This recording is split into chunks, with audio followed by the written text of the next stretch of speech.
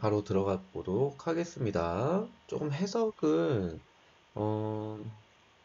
독해하듯이, 그러니까 비문학을 읽어가듯이 자꾸만 어떤 감정적인 것으로 접근하지 말아 주셨으면 좋겠어요. 그냥 독해, 비문학을 읽어가듯이 그냥 사실적인 내용들을 파고 들어가면서 이미지를 나누고 표현법을 찾았으면 좋겠습니다. 자, 연습합니다. 감천 의료원. 구체적인 어떤 장소가 나왔네요. 구체적인 장소.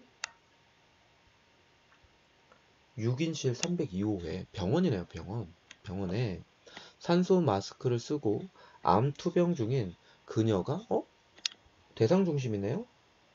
그녀가 누워 있다. 누워 있다. 그 다음, 바닥에 바짝 엎드린 가재미처럼, 직유법이 있어요. 그래서 그녀를 가재미에 비유하고 있습니다. 이 글은 비유적 표현이 있네요.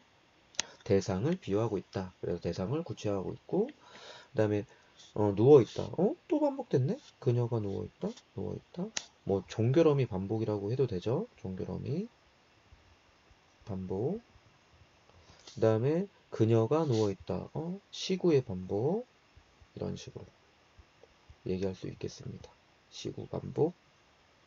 자, 나는 그녀의 옆에 나란히 한 마리 가재비로 여기서 또 있네요.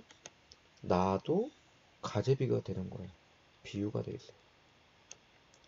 그죠? 자기도 그 그녀가 가재미인 것처럼 자신도 가재미로 누웠답니다. 그러면 여기서는 어떻게 좀 잡을 수 있냐면 좀 구체화할게요. 배경 지시 좀 깔게요.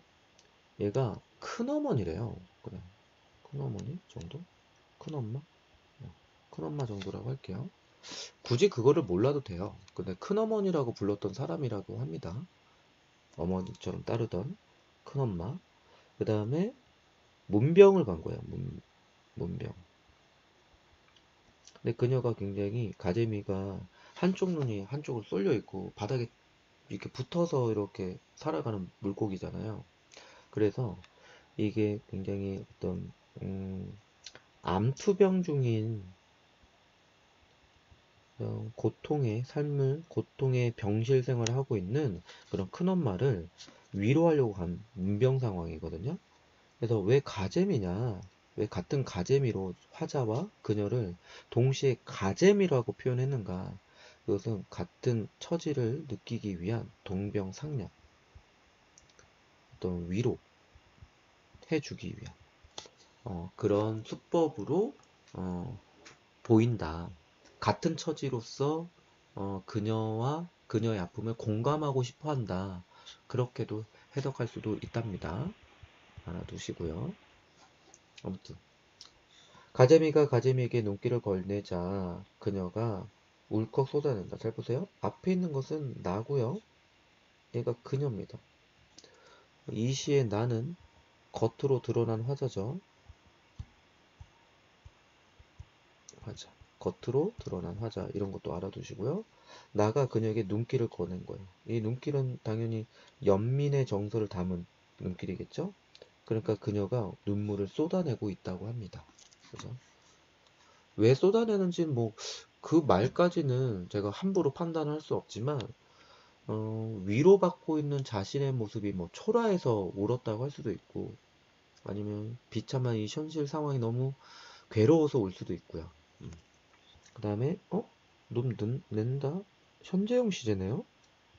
그쵸. 현재형 시제. 한쪽 눈이 다른 쪽으로 얼마붙은 야윈 그녀가 운다. 그죠? 그래서 투병 속에서 굉장히 야위였대요. 그녀는 중엄마음을 보고 있고 나는 그녀가 살아온 파랑 같은 이 파랑이란 말이 물결이란 말이거든요. 물결 같은 날들을 보고 있다. 그래서 함축하는 의미는 보통 이렇습니다. 그녀는 곧 죽음, 죽음을 앞두고 있죠. 죽어가는 존재. 그리고 나는 그녀가 살아온 파랑 같은 날, 그러니까 그녀의 과거의 삶이겠죠. 내 과거의 삶이 물결과 뭐 파랑이란 말이 큰 물결과 작은 물결이 합쳐진 것을 파랑이라고 하거든요. 그만큼 험난했던 삶? 이렇게도 볼 수 있습니다. 그러니까 암에 걸리기 전에 이미 그녀는 굉장히 힘든 삶을 살고 있었던 거예요. 근데 암 때문에 더 힘들어진 거지. 그러니까 화자 입장에는 더 불쌍한 거예요. 그렇게 힘든 삶을 살아왔다면 좀 앞으로 미래에는 좀 좋은 삶이 있었으면 좋겠는데 여전히 계속된 힘든 삶의 연속이니까 화자는 더 이 여자가, 이 그녀가, 큰엄마가 굉장히 안쓰러워 보였겠죠. 좌우를 흔들며 살던, 그죠? 흔들며 살았던 그녀의 물속. 여기서 물속이라는 건 물속 삶. 그것을 떠올린다. 떠올린다. 회상이 있죠? 떠올린다. 물속 같은 삶이 곧 과거의 삶이겠고, 어떻게 해서든 살려고 했던 삶의 의지로서 고통 속이었지만 비참한 삶이었지만 삶의 의지를 갖고 살았던, 그래서 던 이런 말들, 떠올린다 이런 거죠. 떠올리다 이런 말들을 통해서 아 회상이구나 이런 것도 알 수가 있습니다. 자, 그 다음 그녀는 오솔길이며 그 길에 도달하던 대낮의 뻐꾸기 소리며. 그러면 이런 것들은 전부 다 뭘로 봐도 무방하냐면 그녀의 오솔길, 힘든 삶, 돋아났던 대낮의 뻐꾸기 소리, 뭐 울음, 그녀의 울음 이렇게 봐도 크게 상관없을 것 같아요. 가늘은 국수를 삶던 국수 먹었다고 뭐 가난인가 싶긴 하지만 뭐 가난이라고 할 수도 있고요. 흑단조차 없었던 역시 가난. 누대의 가게를 떠올린다. 그렇죠? 그녀의 역사라고 할게요. 그녀의 삶의 역사, 과거 이것을 떠올린다. 이렇게 됩니다. 그래서 여기서 주제를 잡으면